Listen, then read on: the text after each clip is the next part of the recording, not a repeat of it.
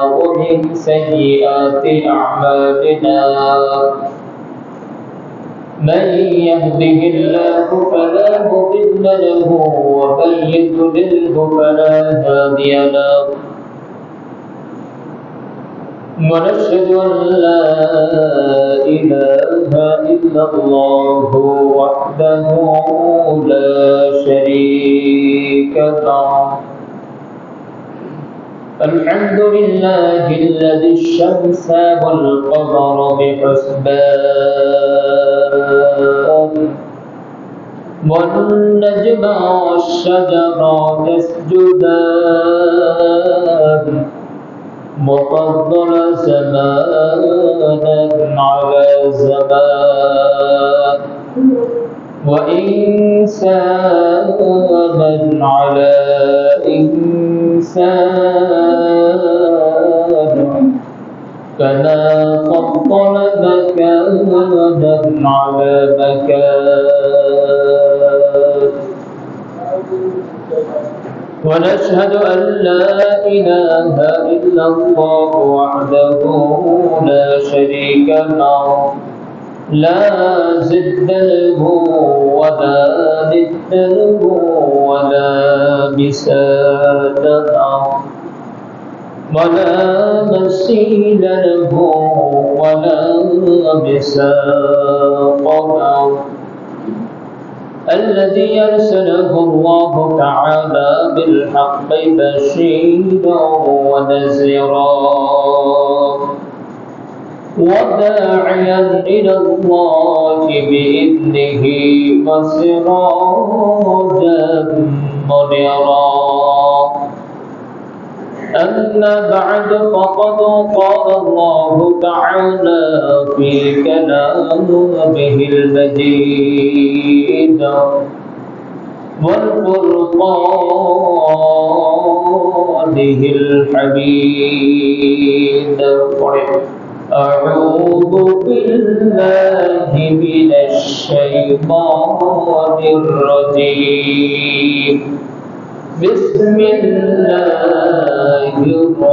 الرحمن الرحيم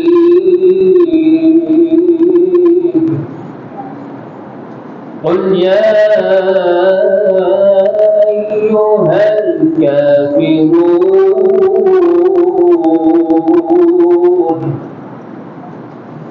لا أعبد ما تعبدون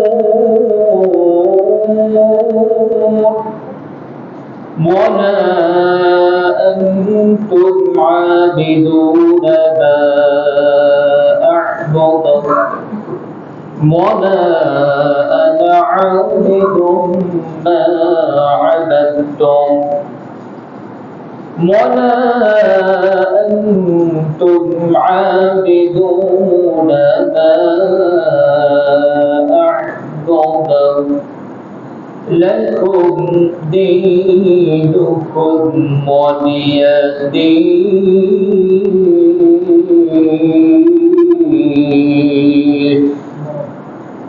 صدق الله مولانا العظيم وصدق رسوله النبي الكريم ونحن على ذلك من الشاهدين والشاكرين والذاكرين والحمد لله رب العالمين سبحانك لا علم لنا إلا ما علمتنا إنك أنت العليم الحكيم قال رب اشرح لي صدري ويسر لي أمري واحلل عقدة من لساني يفقهوا قولي وقال تعالى في شان حبيبه ومحبوبه ومعشوقه مخبرا وآمرا وقال تعالى إن الله وملائكته يصلون على النبي يا أيها الذين آمنوا صلوا عليه وسلموا تسليما اللهم صل على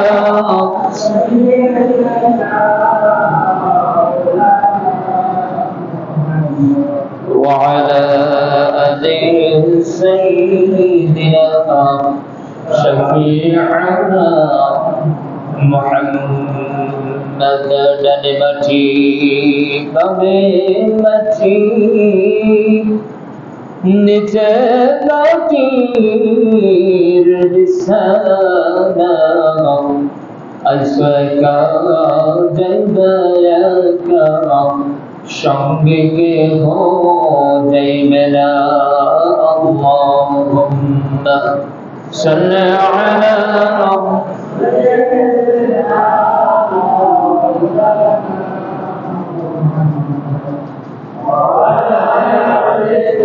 সাইয়্যিদিনা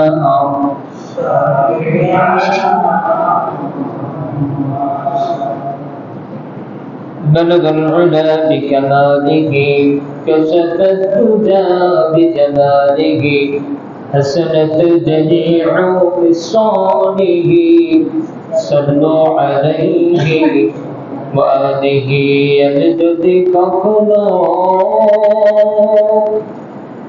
تلفجا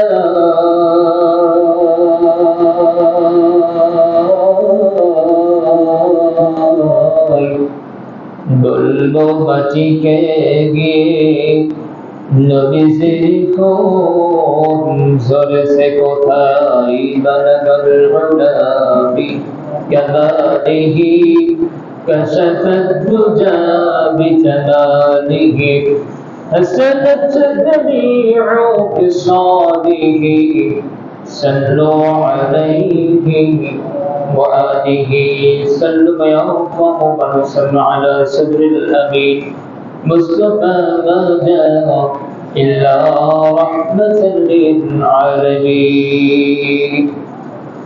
الحمد لله আল্লাহ তাআলার নিকট লাখ কোটি শুকরিয়া যে মহান রব্বুল আলামিন অত্যন্ত ভালোবেসে মহব্বত করে এলাকার অসংখ্য মানুষের ধরে আপনাকে আমাকে বাছাই করে মহব্বত করে আল্লাহ তাআলা তার ঘর মসজিদে এনে বসার সুযোগ তৌফিক দান করলেন।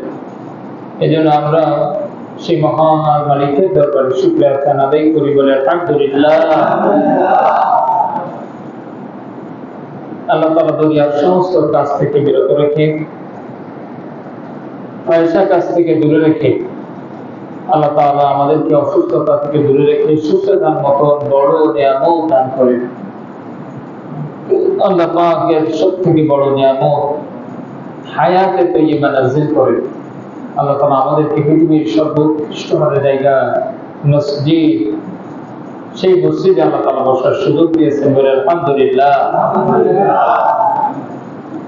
অসংখ্য গণিত মানুষ এই রাতেই আল্লাহ তাআলার ডাকে সাড়া দিয়েছে, নিদ্রায় শায়িত হয়ে গেছে। অনেকের জানাজা ইতিমধ্যে হয়ে গেছে, অনেকের জানাজা জুমার পরে হবে এমন এলানো হয়ে গেছে। এমন অবস্থায় আল্লাহ তাআলা ওই মাইয়িত, যে মাইয়িত সেখানে শায়িত আছে সেই জায়গায় আপনাকে আমাকে আল্লাহ তাআলা রাখতে পারতেন। এর কোনো ব্যতিক্রম হলে হতো না তিনি চাইলেই।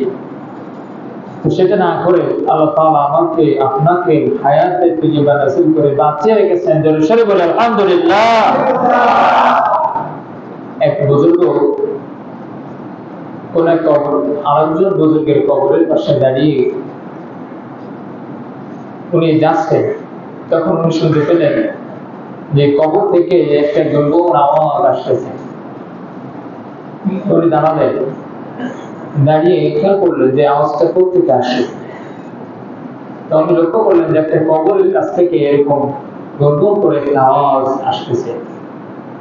আলোর কাছে গেলেন, গিয়ে নিবিড় পর্যবেক্ষণ করার পর বুঝতে পারলেন যে এই কবর থেকে কোরআনুল কারীমের তেলাওয়াত আসতেছে। সুবহানাল্লাহ। উনি বুঝলেন যে নিশ্চয়ই আল্লাহ তাআলা করে এক মাহবুব বান্দা এখানে শায়িত আছে, যে দুনিয়ায় থাকতে কোরআনকে অত্যন্ত ভালোবেসেছিল, মহাব্বত করেছিল। এজন্য মরার পরেও আল্লাহ তাআলা তার জিহ্বায় কোরআনকে ভিজিয়ে রেখেছেন। তার কবর থেকে কোরআনের আওয়াজ আসতেছে, তিনি আনন্দিত হলেন এবং তার জন্য একবার সূরাতুল ফাতিহা, তিনবার সূরা ইখলাস করে আল্লাহর কাছে দোয়া করলেন, আল্লাহ যা কিছু সওয়াব হয়ে থাকে তুমি তার কবরে পৌঁছায় দাও। ওই কবরবাসী, এটা একটা ইতিহাস বলা যায়, এটা হাদিস নয়। অর্থাৎ আপনি বিশ্বাস করলে করতে পারেন, না করলেও কোনো ঈমানের ক্ষতি হবে না, এটা বাস্তব ঘটনা। অর্থাৎ রাসূল সাল্লাল্লাহু আলাইহি ওয়াসাল্লাম সহ কোনো অলৌকিক কোন বিষয় যদি আল্লাহ তাআলা রাসূলদের, নবীদের মাধ্যমে ঘটান, তার নাম হয় মুজিজা। তার নাম কি? মুজিজা। আর রাসূল বা নবীদের মাধ্যম ছাড়া কোনো মানুষের মাধ্যমে যদি আল্লাহ তাআলা করায়, কোন আল্লাহর ওলির মাধ্যম দিয়ে, তার নাম হয় কারামত। তার নাম হয় কি? কেরামত, কারামতি যেটা আমরা বলি, এটাকে বলা হয়। আপনি গল্পটা শোনাচ্ছেন, এটা একটা কারামতের গল্প। তো ওই কবরে যিনি শায়িত আছেন, তিনি আল্লাহর কাছে ফিরাদ করলেন, আল্লাহ যিনি উপরে শায়িত আছে তার সঙ্গে একটু কথা বলার সুযোগ করে দেন। আল্লাহ তাআলা কথা বলার সুযোগ করে দিলেন। তো কবর থেকে আওয়াজ আসতেছে যে আমি মারা গেছি অনেক বছর আগে এবং মৃত্যুর পর থেকে নিয়ে আমি এই কবরে কোরআন তেলাওয়াত করেই যাচ্ছি। কতবার কোরআন যে খতম করেছি তার কোনো ঠিক নেই, কিন্তু ইহার বিনিময়ে আল্লাহ তাআলা আমাকে একটা নেকি দান করে না। কথা বুঝলেন?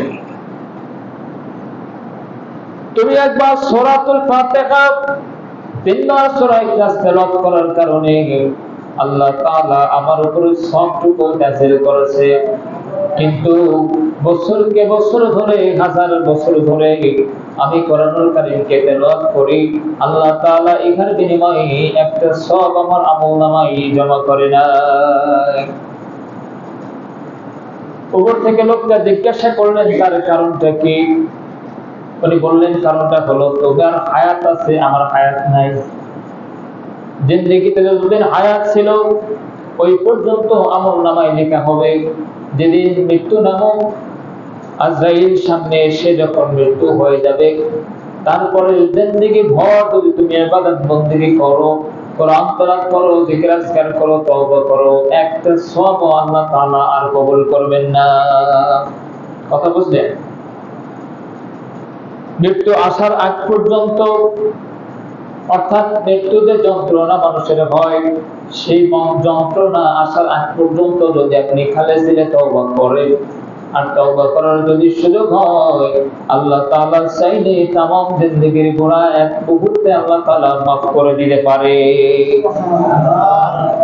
কিন্তু যদি আপনি কবরের বাসিন্দা হয়ে যান, আপনার যদি মৃত্যু হয়ে যায়, আর কিয়ামত পর্যন্ত যদি আপনি তওবা করতে থাকেন, আপনার একটা তওবাও আর কিয়ামত পর্যন্ত কবুল হবে না। বুঝলেন হায়াতের দাম? বুঝলেন যে হায়াতের কত দাম? হায়াতের কত দাম? দুনিয়ায় বেঁচে থাকার এই যে কত মূল্য।